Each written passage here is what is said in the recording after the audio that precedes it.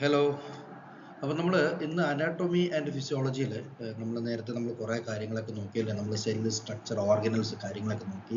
ഈ cell structure organelles കാര്യങ്ങളൊക്കെ നോക്കിയപ്പോൾ നമ്മളവിടെ ഇമ്പോർട്ടൻ്റ് ആയിട്ട് മെൻഷൻ ചെയ്ത കുറച്ച് കാര്യങ്ങളുണ്ട്. സെൽ ഓർഗനൽസിലെ നമ്മുടെ ATP പ്രൊഡ്യൂസ് ചെയ്യുന്ന നമ്മുടെ പവർ ഹൗസ് മൈറ്റോകോൺട്രിയെ കുറിച്ച് മെൻഷൻ ചെയ്തു. അവിടുത്തെ കുറേ ചാനലുണ്ട് അല്ലേ. നമുക്ക് ബൈലേഡ് ആണ് നമ്മുടെ സെല്ലെന്നും അതുവഴി കുറേ ട്രാൻസ്പോർട്ടേഷൻസ് നടക്കുന്നുണ്ടെന്നും അകത്തോട്ട് സെല്ലിന് ആവശ്യമുള്ള ജലമായാലും അല്ലെങ്കിൽ പ്രോട്ടീൻസ് ആയാലും അല്ലെങ്കിൽ കെമിക്കൽസ് ആയാലും എടുക്കുന്നുണ്ടെന്നും അതുപോലെ തന്നെ പുറത്തോട്ട് അതിൻ്റെ വേസ്റ്റ് പ്രോഡക്ട്സ് അല്ലെങ്കിൽ നമുക്ക് ശരീരത്തിന് വേണ്ട സാധനങ്ങൾ വേണ്ടതും വേണ്ടാത്തതും വോളണ്ടറി ഓർ ഇൻവോളണ്ടറി സാധനങ്ങൾ പുറത്ത് തള്ളുന്നുണ്ടെന്നും. അപ്പോൾ ഈ പുറത്ത് തള്ളുന്നതും അകത്തെടുക്കുന്നതും തമ്മിൽ ഒരു ഒരു നിശ്ചിതമായ ഒരു റിലേഷൻ ഉണ്ട് അവിടെ. ഒരു എന്താ പറയുക, അപ്പോൾ ആ ഒരു കണ്ടിന്യൂസ് പ്രോസസ്സ് അവിടെ നടക്കുമ്പോഴാണ് നമ്മുടെ സെൽസിനെ നമ്മുടെ ബോഡിക്ക് ഉള്ള പ്രവർത്തനത്തിനുള്ള ബേസിക് എലമെൻ്റായിട്ട് സെല്ല് മാറുന്നത്. അപ്പോൾ അതിന് മെയിനായിട്ട് ഇവിടെയാണ് ഒരു അനോട്ടമി ആൻഡ് ഫിസിയോളജിയിൽ ബയോമെഡിക്കൽ എഞ്ചിനീയറിംഗിൻ്റെ കടന്നുകയറ്റം ആദ്യമായിട്ട് വരുന്നത്. അതായത് എഞ്ചിനീയറിംഗിൻ്റെ കടന്നുകയറ്റം, കെമിസ്ട്രിയുടെ കടന്നുകയറ്റം ആദ്യമായിട്ട് വരുന്നത് ഇലക്ട്രോ കെമിക്കൽ ഗ്രേഡിയൻ. ഇവിടെ നമ്മൾ സംസാരിക്കുന്ന സോഡിയം പൊട്ടാഷ്യം കാൽഷ്യത്തിനെ കുറിച്ച് പറയുന്നുണ്ട്, കുഴപ്പമില്ല. സോഡിയം പൊട്ടാഷ്യം പഠിച്ചാൽ തന്നെ ബേസിക്കാണ്. പിന്നെ പമ്പുകൾ, ഇതൊരു പമ്പ് എന്ന് വെച്ചാൽ ഇതിനകത്ത് പമ്പുണ്ടോ അങ്ങനെയല്ല, പമ്പായിട്ട് ആക്ട് ചെയ്യുന്നത്. ആൻഡ് ഹൗ ദ ട്രാൻസ്പോർട്ടേഴ്സ് നമ്മൾ പഠിച്ചു. യൂണിപോർട്ട്, സിംപോർട്ട് എന്നൊക്കെ നമ്മൾ നേരത്തെ പഠിച്ചു. ട്രാൻസ്പോർട്ടേഴ്സിനെ കുറിച്ച് നേരത്തെ നമ്മൾ പഠിച്ചിരിക്കും. പിന്നെ membrane potential and action potential, ഇതെല്ലാം കണക്റ്റഡ് ആയിട്ടുള്ള ടോപ്പിക്കാണ്. ഇലക്ട്രോ കെമിക്കൽ ഗ്രേഡിയൻ്റ് ആണ് നമ്മുടെ topic. So C an electro chemical gradient is A gradient എന്ന് വെച്ചാൽ ഒരു ബാരിയർ ഉണ്ട്, അതിൻ്റെ അപ്പുറത്തും ഇപ്പുറത്തും സ്പേസ് ഉണ്ട്. Usually for an ion that can move across a membrane രണ്ട് തരത്തിൽ മൂവ് ചെയ്യും. കെമിക്കൽ ഗ്രേഡിയൻറ്റും ഇലക്ട്രിക്കൽ ഗ്രേഡിയൻറ്റും. കെമിക്കൽ ഗ്രേഡിയൻറ്റ് നമ്മൾ മെംബ്രെയിൻ പൊട്ടൻഷ്യൽ എന്ന് പറയും. ഇലക്ട്രിക്കൽ ഗ്രേഡിയൻറ്റിനെ നമ്മൾ മെംബ്രെയിൻ പൊട്ടൻഷ്യൽ എന്ന് പറയും.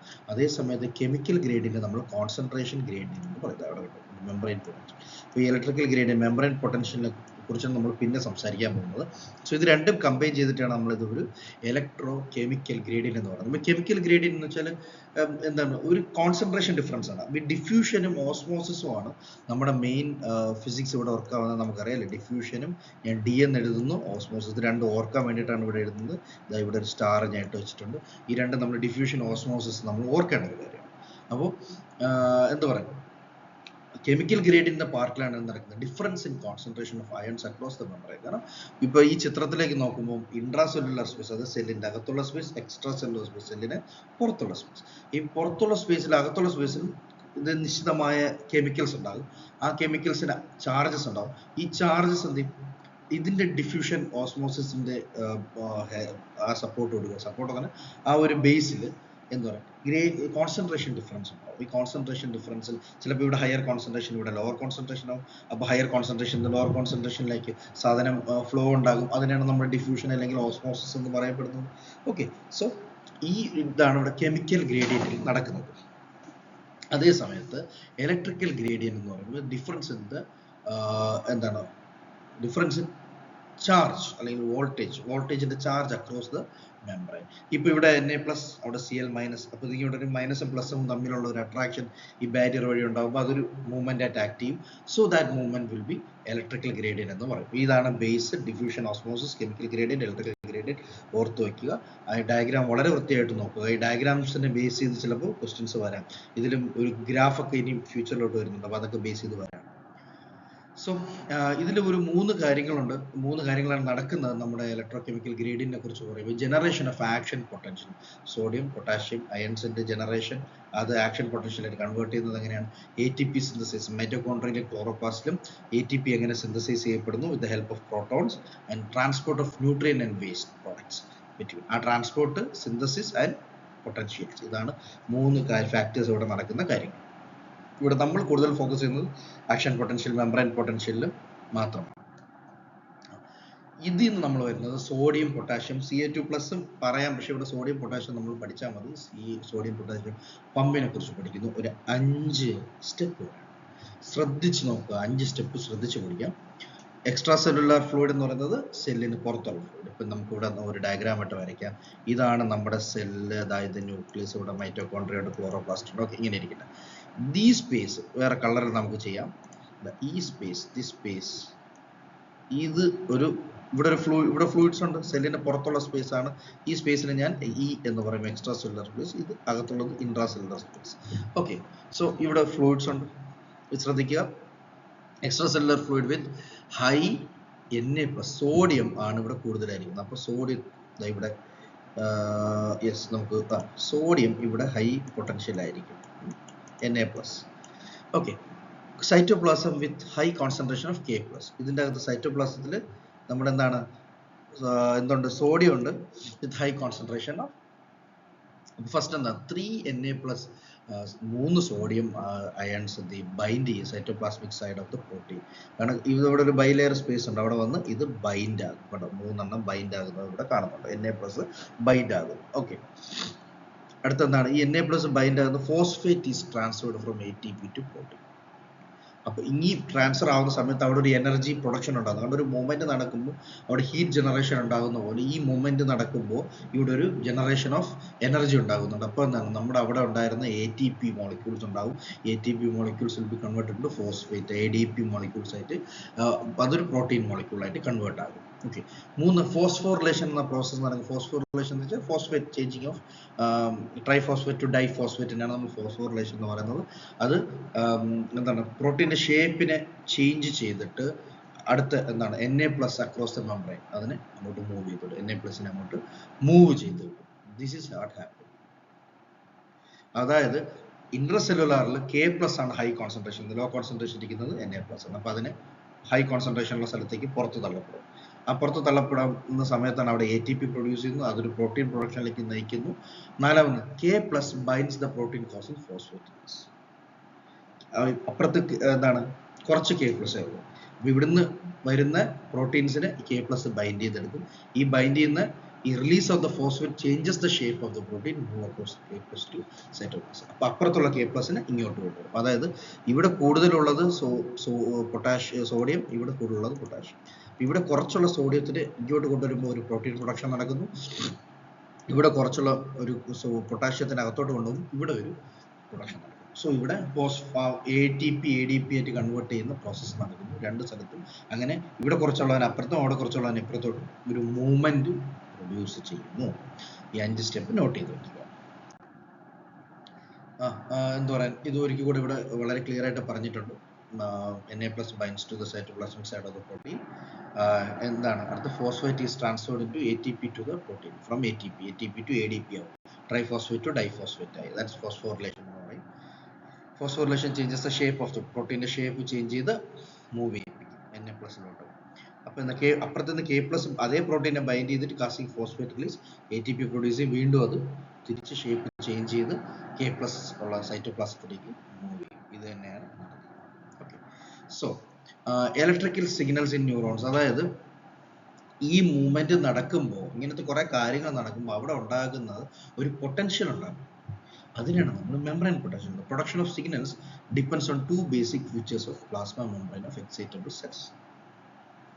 Resting membrane potential, iron channels. ഈ 2 കാര്യങ്ങളാണ് അവിടെ ഉണ്ടാകുന്നത്. മെംബ്രെയിൻ പൊട്ടൻഷ്യൽ പ്രൊഡ്യൂസ് ആവും. ഇനി അയൺ ചാനൽസ് എന്ത് സംഭവിക്കും നോക്കാം. അയൺ ചാനൽസിനാണ് നമ്മൾ ഗേറ്റ് എന്ന് പറയുന്നത്. നമ്മൾ നോക്കി Na+, പമ്പിന്റെ കാര്യങ്ങളൊക്കെ നമ്മൾ നോക്കി അല്ലേ. ഇവിടെ നോക്കുന്നത് നമ്മൾ എന്താണ്, ion channels. There are 4 kinds of ion channels: leakage channels, voltage gated channel, ligand ligated channel, and mechanical gated channels. Leakage channels എന്ന് വെച്ചാൽ ഓപ്പൺ ആൻഡ് ക്ലോസ് റാൻഡംലി, ആവശ്യത്തിനനുസരിച്ച് റാൻഡം ആയിട്ട് എന്ന് വെച്ചാൽ ഒരു ടൈം ബീയിങ്ങിന്. വോൾട്ടേജ് ഗേറ്റ് എന്ന് വെച്ചാൽ according to the membrane potential, മെംബ്രെയിൻ്റെ പൊട്ടൻഷ്യൽ അനുസരിച്ച് ഗേറ്റ് തുറക്കുക അടയ്ക്കുക ചെയ്യുള്ളൂ. And ligand opens and close according to the chemical stimuli ഉണ്ടാകുമ്പോൾ. അതുപോലെ മെക്കാനിക്കൽ ഗേറ്റഡ് ചാനൽസ് എന്ന് പറഞ്ഞാൽ മെക്കാനിക്കൽ സ്റ്റിമുലേഷൻ, എന്തെങ്കിലും ഒരു ഫോഴ്സ് സ്റ്റിമുലേഷൻ, ടച്ച് എന്തെങ്കിലും ഉണ്ടാകുമ്പോഴാണ് മെക്കാനിക്കൽ ഗേറ്റ് ചാനൽസ് ഓപ്പൺ ആവും. നമ്മുടെ ഇവിടെയൊക്കെ നമ്മളിങ്ങനെ ടച്ച് ചെയ്ത് കഴിഞ്ഞാൽ ഈ ട്രാൻസ്പോർട്ടാണ് നടക്കുന്നത്. Na+ ആകത്തോ പുറത്തു വരും, Cl സർഫേസിലുണ്ടാവും. ഈ വേർക്കുമ്പോൾ നമുക്ക് എന്താ പറയാൻ, നമ്മുടെ ശരീരത്തിലെ ഉപ്പ്, ഇതിൻ്റെ സ്വെറ്റിൽ ഉപ്പൊക്കെ വരുന്നതൊക്കെ ഈ ഒരു പ്രോസസ്സാണ്. സെല്ലിൻ്റെ അകത്തു നിന്ന് വരുന്ന ലിക്വിഡ്സ് ആണ്. So resting membrane pressure ആകുമ്പോൾ the difference in voltage across the cell membrane when a neuron or muscle cells is not produce an action potential. അതായത് എൻ്റെ ഒരു പ്രോസസ്സ് നടക്കുന്നത്, എന്നെ ആരെങ്കിലും അടിക്കുന്നു, അപ്പോൾ എൻ്റെ ന്യൂറോൺസ് ആക്ടിവിറ്റിയും അതൊരു സെൻട്രൽ നെർവസ് സിസ്റ്റത്തിൽ നിന്ന് പെരിഫറൽ നെർവസ് സിസ്റ്റത്തിലേക്ക് ഒരു ട്രാൻസ്പോർട്ട്. ഈ ട്രാൻസ്പോർട്ടിനകത്ത് ഓരോ സെല്ല് ഇൻവോൾവ് ചെയ്യുന്ന ആക്ടിവിറ്റീസ് ആണ് ഈ മെംബ്രെയിൻ പൊട്ടൻഷ്യൽ എന്ന് പറയുന്നത്. അപ്പോൾ ഇതിൽ ഈ റെസ്റ്റിംഗ് മെംബ്രെയിൻ പൊട്ടൻഷ്യൽ എന്ന് പറയുന്നത് ഒരു ആക്ഷൻ എവിടെ നടക്കുന്നില്ല, ഇപ്പോൾ മെംബ്രെയിൻ പൊട്ടൻഷ്യൽ ജോലിയൊന്നുമില്ല. അപ്പോൾ ആ സമയത്തുള്ള വോൾട്ടേജ് ഡിഫറൻസിനാണ് നമ്മൾ റെസ്റ്റിംഗ് മെംബ്രെയിൻ പൊട്ടൻഷ്യൽ എന്ന് പറയുന്നത്. Resting membrane potential is -70 micro volt. അതാണ് ഇവിടെ കിടക്കുന്നത്. A cell that exhibit the membrane potential is said to be polarised. Membrane potential ഉണ്ടാകുന്നതിന് പോളറൈസ്ഡ് എന്നും മെംബ്രെയിൻ പൊട്ടൻഷ്യൽ ഇല്ലാത്തതിന് നോൺ പോളറൈസ്ഡ് എന്നും നമ്മൾ പറയും. Why resting membrane potential is negative? എന്തുകൊണ്ടാണ് -70 വരുന്നത് എന്ന് നമുക്കൊരു ചോദ്യം എപ്പോഴും ഉണ്ട്. Resting membrane is 10 to 100 times more permeable to ഏതാ നമ്മുടെ പൊട്ടാഷ്യത്തിനാണ്. സോഡിയത്തിനേക്കാളും പൊട്ടാഷ്യത്തിനകത്തൊട്ടാണ് ഒരു ഇതുള്ളത്. അപ്പോൾ K+ tends to leak out of the cell down its concentration carrying positive charge with it and unable to carry Cl+. NaCl വരും, ഉപ്പ് അല്ലേ. അതുപോലെ Cl-നെ പൊട്ടാഷ്യത്തിന് കൊണ്ടുവരാൻ പറ്റുന്നില്ല. അപ്പം പുറത്തെന്താണ് Cl ഹയർ കോൺസെൻട്രേഷൻ. അതായത് ഇപ്പം ഇവിടെ ഈ നമ്മളൊരു സെല്ലിനെ വരയ്ക്കുമ്പോൾ ഇപ്പം നമുക്ക് ഇതൊരു സെല്ലാണ്. ഈ സെല്ലിൻ്റെ പുറത്ത് അകത്തും സോഡിയം, ഇപ്പം പൊട്ടാഷ്യം, ഇതുണ്ട്, ക്ലോറൈഡ് ഉണ്ട്. അതുപോലെ തന്നെ ഇപ്പുറത്ത് സോഡിയം, പൊട്ടാഷ്യം, ഇതിൻ്റെ കോൺസെൻട്രേഷൻസ് ഡിഫറൻസ് ആവും. അതിനനുസരിച്ചാണ് ഇത് അകത്തും പുറത്തും വരുന്നത്. അപ്പോൾ ഇവിടെ നടക്കുന്ന എന്താണ്, റെസ്റ്റിംഗ് മെംബ്രെയിൻ പൊട്ടൻഷ്യൽ സമയത്ത് ക്ലോറിൻ്റെ പ്രസൻസ് ഇവിടെ അധികമായതുകൊണ്ട് അതിൻ്റെ റെസ്റ്റിംഗ് -70, അതായത് നെഗറ്റീവ് സൈനാണ് കൂടുതൽ വരുന്നത്. The non diffusible anion protein, sulphate and phosphate ions cannot leave the cell. ഇങ്ങനെ ഇരിക്കുമ്പോൾ സെല്ലിൻ്റെ അകത്തുള്ള പ്രോട്ടീനോ സൾഫേറ്റോ ഫോസ്ഫേറ്റോ അവിടെ നിന്ന് അനങ്ങില്ല. സോ ദിസ് ഈസ് വാൾ റെസ്റ്റിംഗ് മെംബ്രെയിൻ പൊട്ടൻഷ്യൽ. ശരീരം അനങ്ങണമെന്നൊക്കെ നമ്മൾ എപ്പോഴും പറയുന്നത് അതുകൊണ്ടാണ്. അപ്പോൾ നമ്മൾ പോസിറ്റീവ് എപ്പോഴും ഇങ്ങനെ ഇരുന്ന് നെഗറ്റീവ് ആയി. അതാണ് അവിടെ സിമ്പിളായിട്ട് അവർ തമാശ രൂപേണ അല്ല സയൻറ്റിഫിക്കലി പറഞ്ഞത്, തമാശ രൂപേണ സയൻറ്റിഫിക്കലി. സോ ഇതാ കേട്ടോ, നമുക്ക് പല ചാനലുണ്ട്, സോഡിയം ചാനലുണ്ട്, പൊട്ടാഷ്യം ചാനലുണ്ട്. അവിടെ കൂടെ എന്തൊക്കെ നടക്കുന്നു എന്നുള്ളത് നമുക്കറിയുന്നുണ്ട്. ഇവിടെ പ്രോട്ടീന്, പൊട്ടാഷ്യം, ഫോസ്ഫേറ്റ്, അയൺ, ഇങ്ങനെയൊക്കെ പല കാര്യങ്ങളുണ്ട്. ഗ്രേഡ് ക്ലോറൈഡ് ഇവിടെ ഉണ്ട്, സോഡിയം ഉണ്ട്, പൊട്ടാഷ്യം ഉണ്ട്. എന്ത് കുറവ് കൂടുതലും അത് അങ്ങോട്ടും ഇങ്ങോട്ടും ലീക്കേജ് ചാനലുകൾ പോകും. ഇവിടുന്ന് പൊട്ടാഷ്യം ഇവിടെ നിന്ന് ഇങ്ങനെ കയറി ഇവിടെ എത്തുന്നു. ഇവിടെ പൊട്ടാഷ്യം കുറവാണ്, അതുകൊണ്ട് അത് അങ്ങോട്ട് പോകണം. 1-2 ഉള്ളൂ. ഇവിടെ സോഡിയം കൂടുതലാണോ, സോഡിയം ഇങ്ങോട്ട് വരും. പൊട്ടാഷ്യം ഇങ്ങോട്ട് പോകുമ്പോൾ ക്ലോറൈഡ് ഇവിടെ കൂടുതലായതുകൊണ്ടാണ് റെസ്റ്റിംഗ് മെംബ്രെയിൻ പൊട്ടൻഷ്യൽ അത് ഇങ്ങനെ ഇരിക്കുന്നത്. പക്ഷെ ഇങ്ങനെ ഇരിക്കുമ്പോൾ പ്രോട്ടീൻ എനർജി പ്രൊഡ്യൂസ് ചെയ്യുന്നില്ല, വെറുതെ അത് അവിടെ തന്നെ ഇരിക്കുന്നു. ദാറ്റ് ഈസ് ഈ സമയത്താണ് റെസ്റ്റിംഗ് മെംബ്രെയിൻ പൊട്ടൻഷ്യൽസ് എന്ന് പറയപ്പെടുന്നത്. സോ ഇനി action potential. The action potential is a sudden reversal of membrane polarity by stimulus. ഇവിടെ ഇപ്പോൾ റെസ്റ്റ് ഇരിക്കും, ഒരു അടി കൊടുത്തു, എല്ലാം കൂടെ കലങ്ങി അങ്ങ് മറിയും. ഓക്കെ, ഇവിടെ എന്തോ ചേഞ്ച് ഉണ്ടാകുന്നതാണ് നമുക്ക് ഇവിടെ എത്തുന്ന ആ process. AP occurs in living organism to produce physiological effects, transmission of impulse along nerve fibers, release of neurosecretions of chemical, body കൊണ്ട് പ്രതികരിക്കണം എന്ന് പറയുന്ന കെമിക്കൽസ് പ്രൊഡ്യൂസ് ചെയ്യുന്നു, കൺട്രാക്ഷൻ ഓഫ് മസിൽസ്, അവനെ ഇടിക്കണം, മസിൽസ് കൺട്രാക്ട് ചെയ്യുന്നു, activation or inhibition of granular secretion. ഇതിങ്ങനെ കയറുമ്പോൾ എൻ്റെ ശരീരത്തിൽ കോർട്ടിസോളോ അല്ലെങ്കിൽ അഡ്രിനാലിനോ എന്തെങ്കിലുമൊക്കെ ഹോർമോൺ പ്രൊഡ്യൂസ്, എല്ലാ പ്രോസസ്സും ഇങ്ങനെ നടക്കുന്നത്. ഇത് ആക്ഷൻ പൊട്ടൻഷ്യൽ വഴിയാണ് നടക്കുന്നത്. Development of action potential when a cell membrane is stimulated by a physical or a chemical stimulus. The cell membrane permeability to Na+ is dramatically increased. Sodium ion increase ആവുമ്പോൾ sodium channels open and sodium ion rush through the channels to inside of the cell, causing the membrane to become positive. കാരണം നേരത്തെ chlorine ഇവിടെ കിടക്കുന്നുണ്ട്, sodium വരുമ്പോൾ അതിൻ്റെ കൂടെ കാൽഷ്യത്തിനും ക്ലോറൈഡിനെ കൂടെ കൊണ്ടുവരാൻ പറ്റും. അപ്പുറത്തും ബാലൻസ് ആയി അവിടെ എന്ത് പറ്റും, it will cause a positive environment. This is called depolarization. Action potential development സ്റ്റേജിനാണ് depolarization. For example നമുക്ക് ഒരു ഗ്രാഫായിട്ട് അതിനെ മെൻഷൻ ചെയ്ത് കഴിഞ്ഞാൽ ആക്ഷൻ ഒരു അടി കിട്ടി, ആക്ഷൻ പൊട്ടൻഷ്യൽ സ്റ്റാർട്ട് ചെയ്യുന്നു, സീറോയിൽ നിന്നും സ്റ്റാർട്ട് ചെയ്യുന്നു. നമുക്ക് ഇതെടുക്കാം, ഡീപോളറൈസേഷൻ ചെറുതായിട്ട് ഇങ്ങനെ സ്റ്റാർട്ടായി. Okay, depolarization. The membrane potential become reversal and reaches എന്താണ് -70 എന്നത് +35. അപ്പോൾ ഡീപോളറൈസേഷൻ്റെ വാല്യൂ എത്രയാണെന്ന് നോട്ട് ചെയ്യുക, +35 മൈക്രോവോൾട്ട്. മില്ലിവോൾട്ട് റെപ്രസെൻറ്റേഷൻ ആണ്, മില്ലിവോൾട്ട്, മൈക്രോവോൾട്ട് അല്ല മില്ലിവോൾട്ട് റെപ്രസെൻറ്റേഷൻ. ഓക്കെ, അപ്പം മറ്റത് -70. Resting membrane potential is -70 millivolt. ശ്രദ്ധിക്കുക. Okay, towards the end of depolarization. Depolarization ഇങ്ങനെ എൻഡ് ആകുന്നു. Depolarization അങ്ങനെ ഉണ്ടാകുന്നു. Sodium permeability decreases and potential permeability increases. K plus ion leave the cell down their concentration gradient, causing the inside the membrane to return quickly to its origin. അടി കിട്ടി action potential പെട്ടെന്ന് എന്ത് ചെയ്യും, അത് ഇങ്ങനെ പോകുന്ന സാധനം തിരിച്ചിങ്ങോട്ട് വരാൻ വലിയ സമയം വേണ്ട. അതിനെയാണ് നമ്മൾ റീപോളറൈസേഷൻ എന്ന് പറയുന്നത്. റീപോളറൈസേഷൻ തിരിച്ചു വന്നു അതിന്റെ പൊസിഷനിലേക്ക് തിരിച്ചു വന്നു അല്ലേ. അപ്പോൾ റീപോളറൈസേഷൻ അടിച്ചു, കുറച്ച് കഴിഞ്ഞാൽ എൻ്റെ റിയാക്ഷൻ കഴിഞ്ഞു, അത് തണുത്തു, -70ലേക്ക് പോകുന്നു. Repolarisation values -70 milliwatt. ഓക്കെ, അതുപോലെ ഇതാ കിടക്കുന്നു. മെമ്പറൈൻ പൊട്ടൻഷ്യൽ എടുക്കാം, ടൈം എടുക്കാം. -70 മെമ്പറൈൻ പൊട്ടൻഷ്യൽ. കാര്യം എന്താണ്? It has more chlorine ions in the extra cellular space. ഇവിടുന്ന് അടി കിട്ടി, സാധനത ആക്ടിവേറ്റ് ആയി, നേരെ എൻ്റെ നെർവ് സെൽസ് ബ്രെയിനിലേക്ക് കൊണ്ടുപോയി, അവിടുന്ന് ഹോർമോണൊക്കെ പ്രൊഡ്യൂസ് ചെയ്തു. This is action potential. ഈ സ്റ്റേജിൽ നമ്മൾ ഡീപോളറൈസേഷൻ, ഇതിനാണ് +35 എന്ന് നമ്മൾ പറയുന്നത്. ഓക്കെ, ഇനി എന്ത് ചെയ്തു? ശരി, എൻ്റെ റിയാക്ഷൻ ഒക്കെ കഴിഞ്ഞ് ഞാൻ തണുക്കുന്നു, നേരെ ഈ സാധനം റീപോളറൈസേഷനിലേക്ക് വരുന്നു. വീണ്ടും ദിസ് ഈസ് -70 millivolt. ദെൻ ചെറുതായിട്ടൊക്കെ റെസ്റ്റിംഗ് പൊട്ടൻഷ്യലിലേക്ക് അത് പോകും. So depolarisation, repolarisation, resting potential, action potential, ഇത്രയും കാര്യങ്ങൾ നോക്കുക. ഇതിൻ്റെ വാല്യൂസ് നോക്കി. ഗ്രാഫ് വളരെ വളരെ വളരെ ശ്രദ്ധിച്ച് നിങ്ങൾ കോൺസെൻട്രേറ്റ് ചെയ്യണമെന്നാണ് എൻ്റെ അഭ്യർത്ഥന. കാരണം ഈ ഗ്രാഫ് വെച്ചിട്ടും MCQs ചോദിക്കാം. ഗ്രാഫ് എടുത്ത് വെച്ചിട്ട് എന്താണ് ഡീപോളറൈസേഷൻ, എത്രയാണ് വാല്യൂ, അങ്ങനെയൊക്കെ നമുക്ക് ചോദിക്കാൻ സാധ്യതയുണ്ട്. ഓക്കെ, ഇത് വളരെ ശ്രദ്ധയോടെ നിങ്ങൾ ക്യാരി ഔട്ട് ചെയ്യണം. സോ ഒരു ആക്ഷൻ പൊട്ടൻഷ്യൽ ജനറേറ്റ് ചെയ്യുമ്പോൾ 5 സ്റ്റേജസ് ഉണ്ട്. ഫസ്റ്റ് എന്താണ്? റെസ്റ്റിംഗ് പൊട്ടൻഷ്യൽ ആയിരിക്കും. അവിടുന്ന് അടി കിട്ടുമ്പോൾ ത്രെഷോൾഡിലേക്ക് വരുന്നു. Threshold rising phase, the depolarisation phase, falling phase, repolarisation, the D എന്ന് ഞാൻ എഴുതിയിട്ടുണ്ട്. അത് കഴിഞ്ഞ് recovery, resting potential, okay, RP. ഈ 5 ഫേസ് നമ്മൾ നോക്കി വയ്ക്കുക. ഇതൊക്കെ സ്റ്റേറ്റ്മെന്റ്സ് ആയിട്ട്, അല്ലെങ്കിൽ ഇപ്പോൾ എന്താണ് ഡിസെൻഡിങ് ഓർഡറിൽ അസെൻഡിങ് ഓർഡറിൽ എഴുതാൻ വേണ്ടിയിട്ട് ഇങ്ങനത്തെ MCQs ചോദിക്കാം. ഡിസെൻഡിങ് ഓർഡറിൽ അസെൻഡിങ് ഓർഡറിൽ എഴുതാൻ വേണ്ടിയിട്ട് ഇതുപോലത്തെ MCQs ചോദിക്കാം.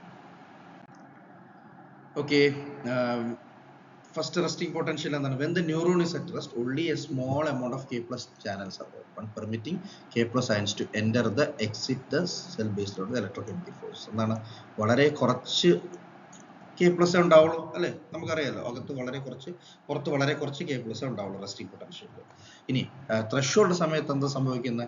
as depolarizing stimulus arrives the membrane, a few Na+ channel open ആകും, permitting Na+ to enter the ന്യൂറോണിലേക്ക്, ന്യൂറോൺ നെർവ് സെൽസിലേക്ക് എൻ്റർ ചെയ്യാൻ സാധിക്കും. Na+ അവിടെ പുറത്ത് എക്സ്ട്രാ സെല്ലുലാർ സ്പേസിൽ കിടക്കുന്ന Na+ അകത്തോട്ട് വരാൻ തുടങ്ങി. The increase in positive ions inside the cell depolarizes the membrane, making it less negative. ഇവിടെയാണ് നമുക്ക് +35 വരുന്നത്, ഇവിടെയാണ് അത് -70 കിടക്കുന്നത്. ഓക്കെ, അത് കഴിഞ്ഞാൽ റൈസിംഗ് ഫേസ്. റൈസിംഗ് ഫേസ് എന്ന് വെച്ചാൽ ആക്ഷൻ പൊട്ടൻഷ്യൽ വരുന്ന phase. If the depolarisation reaches the threshold, ഒരു ലിമിറ്റ് എത്തും, additional voltage gated Na+ channel, കുറച്ചും കൂടെ Na+ channel ഓപ്പൺ ആവും. as Na+ ions rush into the cell, the voltage reverses and reaches to the positive value. അത് +35 ഏറ്റവും മാക്സിമത്തിലേക്ക് വന്ന് നിൽക്കുന്നു. അതാണ് റൈസിംഗ് ഫേസ്. ഡീപോളറൈസേഷൻ ഏറ്റവും സാച്ചുറേഷൻ ആ ഗ്രാഫ് എത്തിക്കഴിയും. ഇനി falling phase. as at the peak of action potential, 2 process occur. എന്തൊക്കെയാണ്? ഈ ഓപ്പൺ ചെയ്ത ഗേറ്റുകൾ ക്ലോസ് ആവും, Na+ ഗേറ്റുകൾ ക്ലോസ് ആവും. പിന്നെ എന്താണ് അപ്പുറത്ത്? Allowing more K+ channel to open and positive charges to leave. K+ open ആയി പൊക്കോ എല്ലാത്തിനും അടിച്ച് വെളിയിൽ കളഞ്ഞിട്ട് അത് റെസ്റ്റിംഗ് മെംബ്രെയിൻ പൊട്ടൻഷ്യലോട്ട് വരും. ഈ 2 പ്രോസസ്സ് നോട്ട് ചെയ്യുക, സ്റ്റേറ്റ്മെന്റ് ക്വസ്റ്റ്യൻസിൽ ചോദിക്കും. ഇത് as the membrane potential approach the resting potential, voltage gated K+ channel are maximally activated. K+ channel open ആവുന്ന falling phase, Na+ channel open ആവുന്ന റൈസിംഗ് ഫേസിലാണ്. അത് റിക്കവറി ഫേസിൽ എന്താണ്? അണ്ടർഷൂട്ട്, അത് ഏറ്റവും താഴെ ലെവലിൽ പോയിട്ട് K+ ചാനൽ ഓപ്പൺ ആയി, ആക്ഷൻ പൊട്ടൻഷ്യൽ ക്ലോസ് ആയി, എല്ലാം തീർന്ന് ഗേറ്റൊക്കെ ക്ലോസ് ചെയ്ത് എല്ലാവരും സമാധാനത്തിൽ പഴയ നെഗറ്റീവ് ഫേസിലേക്ക് എത്തുന്നതാണ് റിക്കവറി ഫേസ്. നമ്മളെപ്പോഴും നെഗറ്റീവ് ആണ് ഉള്ളിൽ എന്നാണ് അതിൻ്റെ അർത്ഥം, പക്ഷേ പോസിറ്റീവ് നിലനിൽക്കണം എന്നാണ് എപ്പോഴും നമ്മളെ ജീവിതം പഠിപ്പിക്കുന്നത്. സോ ഈ ഇമേജസ് കണ്ടോ? ഫസ്റ്റ് ക്ലോസ്ഡ് ആണ് ചാനൽസ്. ഫസ്റ്റ് -70 കിടക്കുന്നു, ത്രെഷോൾഡ് എക്സൈറ്റേഷൻ ആയി, Na+ ചാനൽ ഓപ്പൺ ആയി, ഇങ്ങോട്ട് വരുന്നു, അത് പോസിറ്റീവ് ആകുന്നു. ഇത് എക്സ്ട്രാ സെല്ലുലാർ, ഇത് ഇൻട്രാ സെല്ലുലാർ സ്പേസ്. പിന്നെ നേരെ സാധനം ഇവിടെ എത്തുന്നു, ലീവ് ചെയ്യുന്നു, റെസ്റ്റിംഗ് പൊട്ടൻഷ്യൽ ഇട്ടുന്നു. അതിൻ്റെ പ്രോസസ്സ് വളരെ ക്ലിയർ ആയിട്ട്, ഇത് വളരെ ഇമ്പോർട്ടൻ്റ് ആയിട്ട് ഈ ഡയഗ്രാം നോക്കി മനസ്സിലാക്കി വെക്കുക. ഓക്കെ, ഇത് വളരെ വളരെ വളരെ ഇമ്പോർട്ടൻ്റ് ആയിട്ട് നോക്കി വെക്കുക.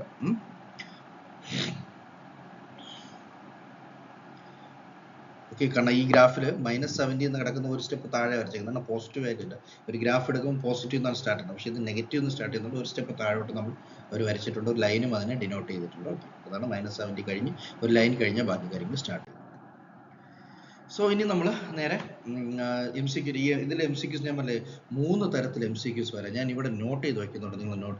സ്റ്റേറ്റ്മെന്റ് ബേസ്ഡ് MCQs വരും. അതുപോലെ ഇലിസ്ട്രേഷൻ, ഡയഗ്രാം ബേസ്ഡ് എന്ന് എഴുതിയിട്ടുണ്ട്, ഇലിസ്ട്രേഷൻ ബേസ്ഡ് വരാം.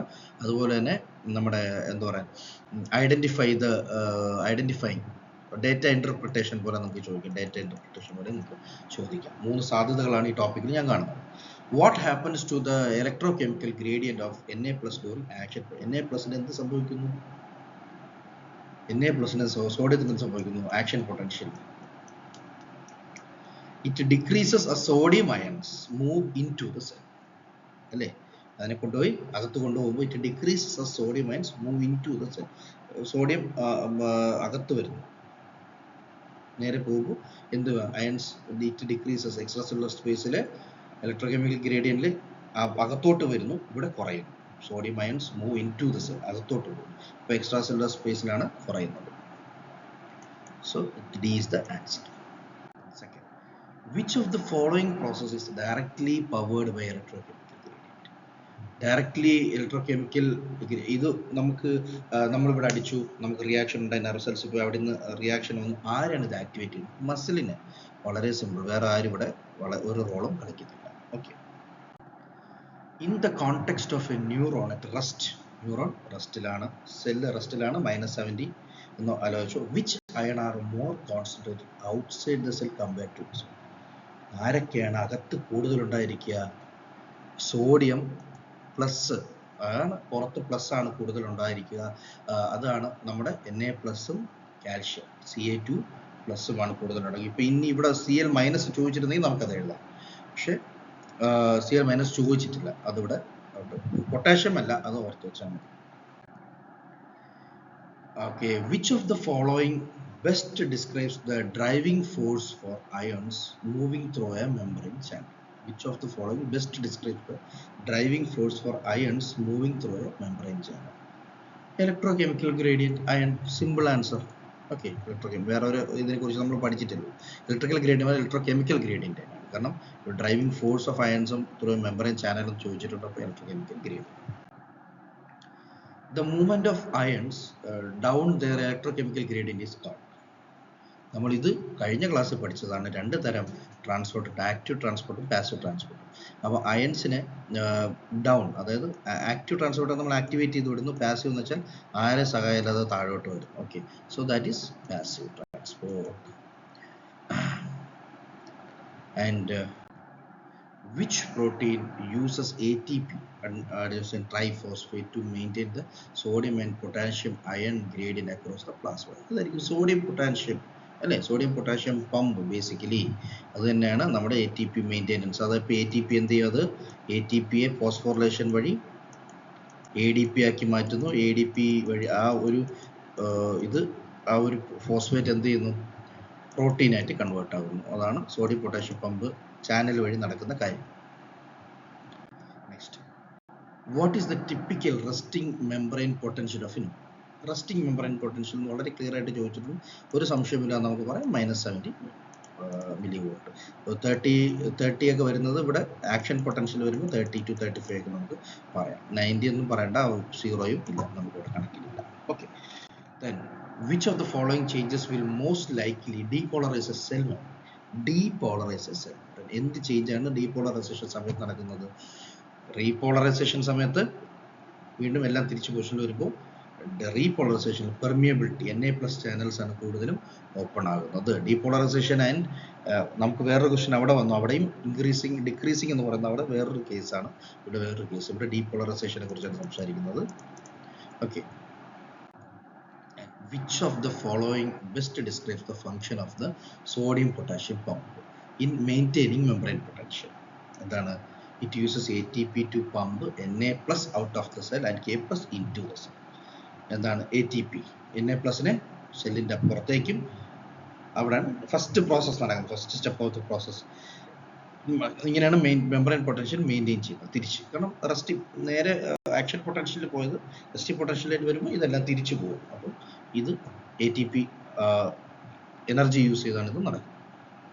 Last question, what triggers the opening of voltage gated sodium channels during an action potential? Voltage gated sodium, പല ഗേറ്റുകൾ പറഞ്ഞു, മെംബ്രെയിൻ ഗേറ്റഡ്, വോൾട്ടേജ് ഗേറ്റഡ് എന്നൊക്കെ നമ്മൾ പറഞ്ഞു.